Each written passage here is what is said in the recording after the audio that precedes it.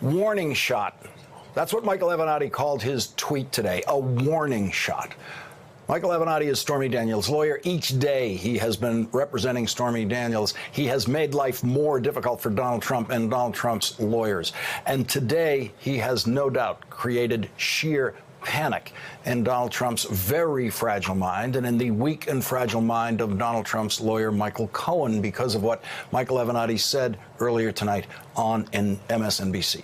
You will hear that in a moment, but first, here is what Michael Avenatti tweeted late last night. It was a photograph of a DVD with the words, "If a picture is worth 1,000 words, how many words is this worth? 60 minutes, please deny it, basta." I was one of many who was a bit confused, to put it mildly, by that tweet. And then others started theorizing that the DVD must include photographs or video to prove that Stormy Daniels had a relationship with Donald Trump. And then tonight, on Hardball, Michael Avenatti clarified for Chris Matthews what his tweet meant in the most painful possible terms for Donald Trump. Let me tell you this, Chris. That DVD contains evidence of this relationship, and let me tell you why I sent the tweet. I sent the tweet as a warning shot to Michael Cohen and any other supporter of the president and to the president himself, to the extent that they plan on disparaging my client, lying about what happened, or spinning facts that have no basis in reality after this 60-minute interview. Let that tweet be a warning to them. Hey, warning shots are not supposed to hit anyone. But you know that that warning shot is like nothing that Donald Trump and Michael Cohen have ever seen in their years of trying to bully people with lawsuits and the threats of lawsuits. Since he became a politician, Donald Trump has discovered that there are people he cannot bully that way. When he threatened to sue me, I dared him to do it. I begged him to do it. And of course, he was afraid to sue me. But when it comes to crushing Michael Cohen and Donald Trump's legal bullying, I'm nothing. I'm just a rank amateur compared to Michael Avenatti. We have seen no one like this, no one. It doesn't look like they've met their match in Michael Avenatti. It looks like they've met the lawyer who can crush them both. So what should we expect from Stormy Daniels on 60 Minutes Sunday night? I'll ask Ruth Marcus next, along with Judd Legum, who has been covering the unique challenges that Stormy Daniels and Karen McDougal present to the President of the United States. Chris, here's what I'll tell you. The threat was delivered in person. My client's going to describe it in detail on Sunday. The American people are going to hear from her. They're going to judge her credibility. It was very frightening to her. Was the threat part of the reason she signed?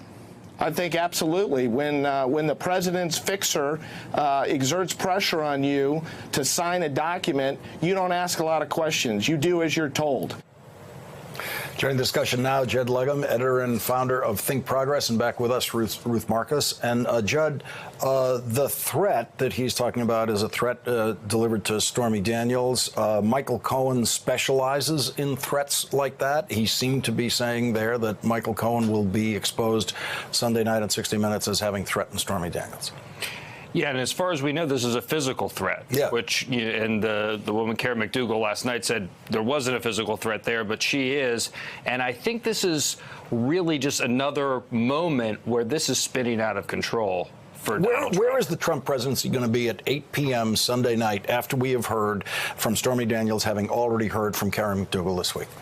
Well, I think the president's worried about it, and that's why you've seen him ratchet up what is an already fairly volatile personality, fairly, unpredictable. He was tweeting out that he was going to veto a bill that he had said he was going to sign the day before. You think that behavior is related to all of this?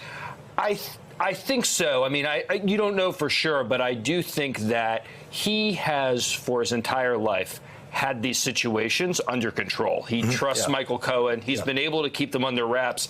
And as president, he's not able to do that.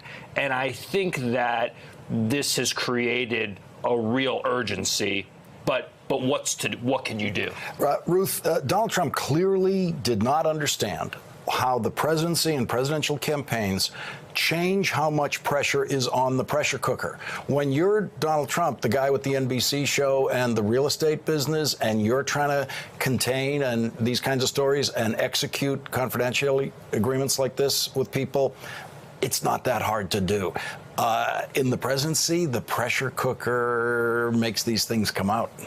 It does, and yet, two words, Fifth Avenue, shorthand for Donald Trump's famous statement that he could shoot somebody in the middle of Fifth Avenue and his supporters wouldn't care.